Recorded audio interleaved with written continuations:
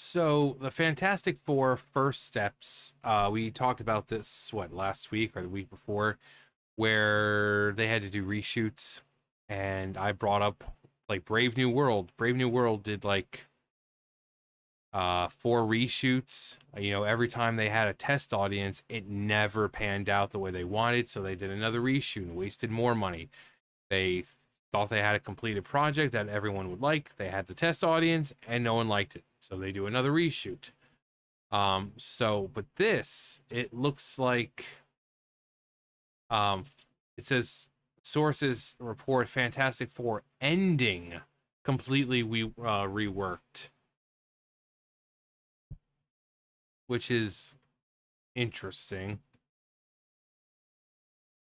Marvel Studios is reportedly in panic mode over the Fantastic Four First Steps ending, according to a post on Twitter by user Will William Smith.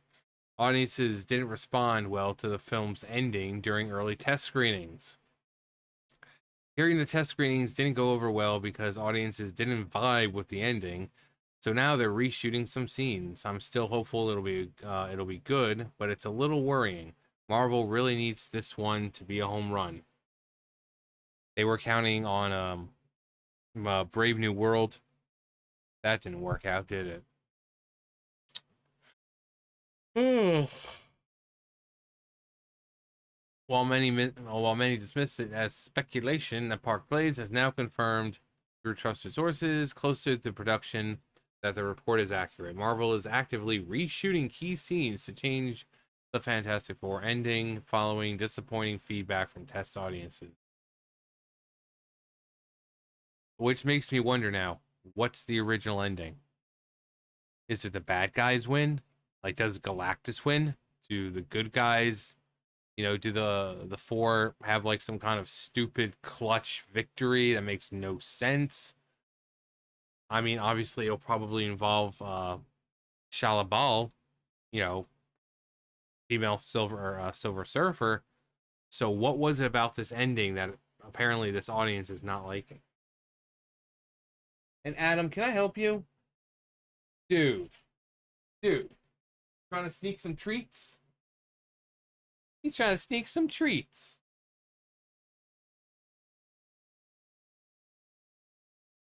Trying to sneak some treats. Adam, come here. Reach bag. You want some treats? All you had to do was ask Grandpa for treats. That's all you had to do. You didn't have to be sneaky. You didn't have to. Come here. Come on. Come on. Come on. Right there.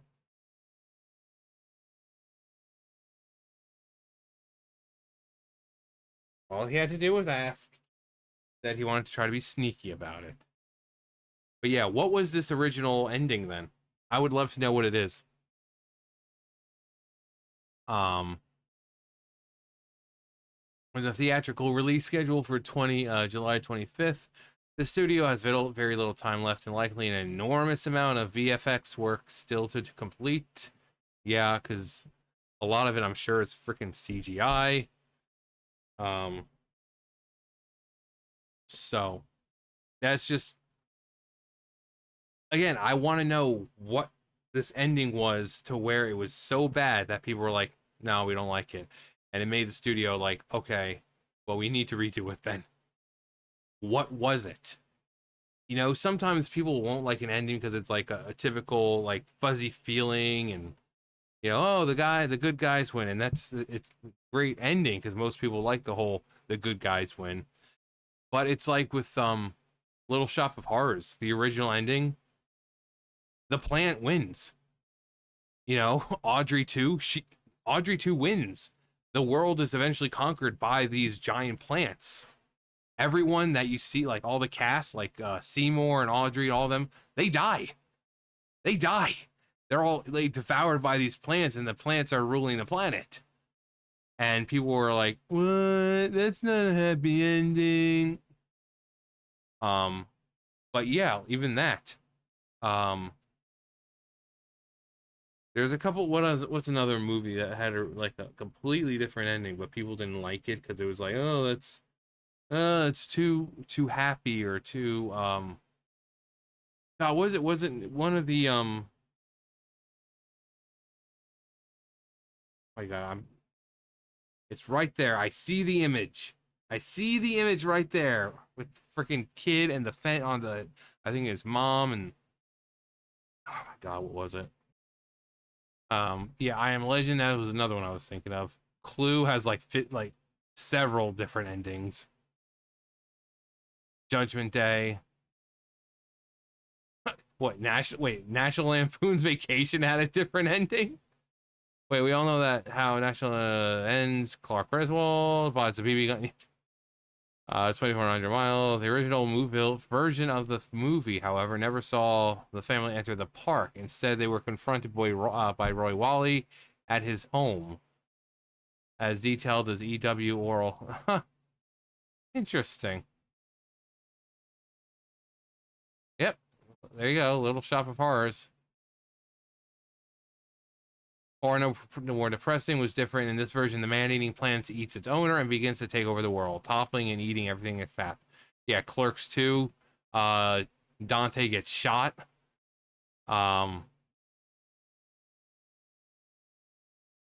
Because during the movie, they have this whole thing about, they're talking, Dante says something about how, that's what life is, a series of down endings. And then in the end of the movie, he gets shot. But they thought that was a little, but yeah, it's not unusual for movies to change the the endings, because people are like, oh, that's too gross, or that's too depressing, or it's no. But yeah, those are a few movies that I remember. But for this movie, I would really love to see what the ending was. They really should have it just like on like a DVD or something where they have the original ending. Adam, can I help you? Can I help you, little freaking? Mwah. What? You little nosy boy? Trying to see what Grandpa's doing? Did you not get enough treats? Did you not get enough treats? I gave you like 7. Mwah. What? Ah, parrot boy. Ah, chill out, bro. Are you for real, bro? Adam, you're not. Hang on. I just end up having to let him out. He does this all the time. I try to record. He'll be over there sleeping, and the minute I start recording, he wants to come around the freaking mic and pull the plug out and this and that. So I put him outside the room for now. He can come back in when I'm done. Reports from Los Angeles set show Julia Garner's Shala Ball. A gender swapped version. It's not gender swapped. Even if she was only in one edition, one comic, it doesn't matter. She is not gender swapped. She is a legitimately original character. It doesn't matter. It's like, oh, she died in the only issue she was in. Who cares? She was still a character. And it's exactly what I've been talking about, though, for the longest time. Not, underutilized characters. Instead of gender swapping the Silver Surfer, they got a character who was already female who became the Silver Surfer. Again, the character of Shala Ball's been around since, like, what, 1968? In the 70s or in the 70s? The female Silver Surfer was around in, like, the early 2000s. So it's not just, oh, take the Silver Surfer and make him gender swap. No, she's her own character. So it's not a gender swap this time. I'm like the first person to call out the gender swap bullcrap, but this is one of those instances where it's not gender swap. She is her own character, and in the comics, she does become the Silver Surfer. It doesn't matter, oh, she died in the same issue. It doesn't matter. It still happened. She still became the Silver Surfer. She still became a Herald of Galactus.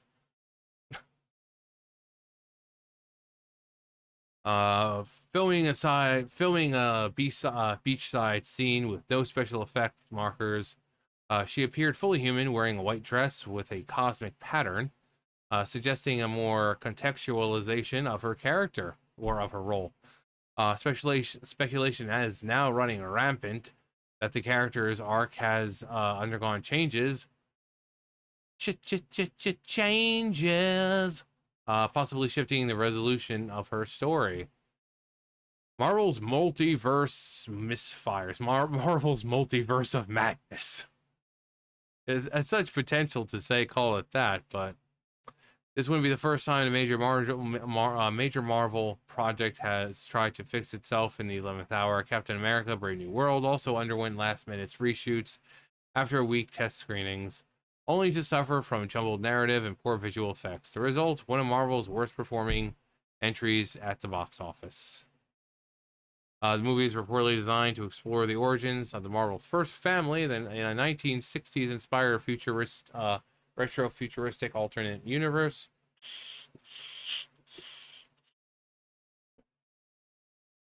Introduce it. I'm so tired of Pedro Pascal. I really am. As they protect their world from the world of our Galactus.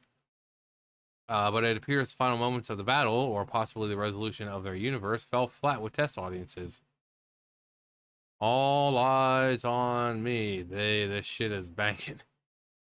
All eyes on the Fantastic Four ending. Marvel was hoping Fantastic Four would revitalize the MCU. This is not the path that to get there. An unstable script, last-minute rewrites, rushed CGI, and unresolved multiverse confusion only serve to exhaust audiences rather than win them back. I mean, I think people are just tired of having like all these movies having to be connected with each other. It is okay to make individual movies that are Marvel. They know this, right? Not every Marvel show and movie has to be connected. It doesn't. So it's one of those things that it's like, oh, well, this is going to connect to the new Avengers movie or whatever. But why? Why can't we just have, like the old Fantastic Four? You had like the Fantastic Four, and then you had Fantastic Four: Rise of the Silver Surfer. There you go. It didn't connect with anything else. It didn't have to. Spider-Man, you had Spider-Man 1, 2, and 3. Did it connect to a broader universe? No. Did it have to? No. Why does everything in the MCU have to connect now, whether it be TV shows or movies or whatever it is? Fantastic Four's ending could make or break Marvel's entire slate moving forward. With Avengers, Doomsday, yeah, that's Doomsday, already in development and expectations sky high. The film was supposed to set the tone. Okay, that's what that was. I love living in this house because every time the air condition turns on, my light flickers a little bit. I'm like, oh, the AC must be coming on. The house was built in 1916, so it's an old house. Except for this room. This room was built in 1974, something like that. So when people say about the paneling looking like it's from the 70s, it is. It's from the 70s. So the house is from 1916, and then this room was built on in the 70s. So yeah, man. This film was supposed to set the tone. Instead, it's becoming another example of Marvel trying to build the plane while it's flying.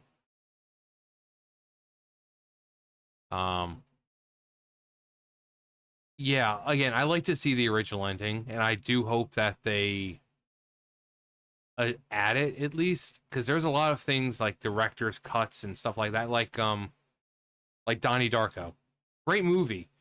But the theatrical release and the director's cut, completely different. The director's cut gives you so much more explanation of what's happening. You see it in theaters or on TV, and you have this like kind of very vague time travel thing going on, and Donnie's able to see like fate, like the path that people are taking, and people are like, what is this? I don't get it. But then you see the director's cut, and it, sometimes the screens will fade, and before the next scene you'll get like a little explanation of like of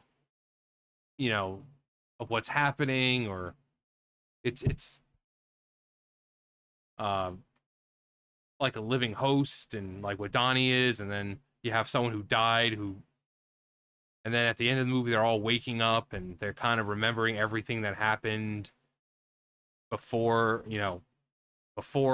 and accept it hasn't happened because now the universe is back and where it's supposed to. It's not the other universe. But it's like one of those things where, you know, I hope they kind of keep it, or like Lord of the Rings, you know, the ultimate edition of Lord of the Rings, or Harry Potter, or any of those movies where with all the deleted scenes or redone scenes or whatever. So I hope they keep it just so people can see what the original ending was. And again, if it's a down ending, some people need to just grow up and accept that not every movie's going to have the hero saved the day and everyone's happy and people clap and, you know, Sue and you know, Reed are gonna, we love you, you know, and Johnny and Ben are gonna be like, I love you, you know. It's sometimes death happens, sometimes you don't save the day in the end, but then you also have the people who are like, oh my god, that's too depressing, or it's too happy, you know. It's like with the whole tone of the movie, a super happy ending is not exactly one thing people expect. So, you know, like I said, Little Shop of Horrors, go watch the original ending. You can watch, actually, like, this is the original ending for Little Shop of Horrors. Like, the plants win, and people are like, no, this is too dark, it's too depressing, and blah blah blah. I think it's great. I love when the good guys don't win in the end, no matter how many songs they sing, no matter. Look at this.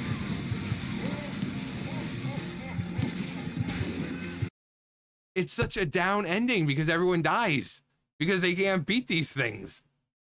So, you know, having a down ending sometimes, I love that. You know, people want to say that they want movies that relate more to the real world. Well, guess what? The real world isn't a happy place. You're not always going to get a happy ending in the real world. So having these kind of down endings fits perfectly with this whole, well, we desire representation and more reflect what's going on in the real world. Well, good. The real world's not sunshine and rainbows. Death happens and terrible things happen. Get over it. But, yeah, maybe it's just the fact that they defeated Galactus in the most asinine way. Maybe people, you know, maybe it was like a self-sacrifice on Shia LaBeouf's, you know, on her side, where they're like, people were thinking, oh, it's too much girl power or some crap, given how Sue's supposed to be in the movie. Maybe it was that. We don't know. We don't know. All that we know is that the ending is being changed for whatever reason. But, that's just a theory. A film theory. And cut. No, but anyway, that's going to do it for me. You guys know the drill. I'll see you guys later. Bye, guys.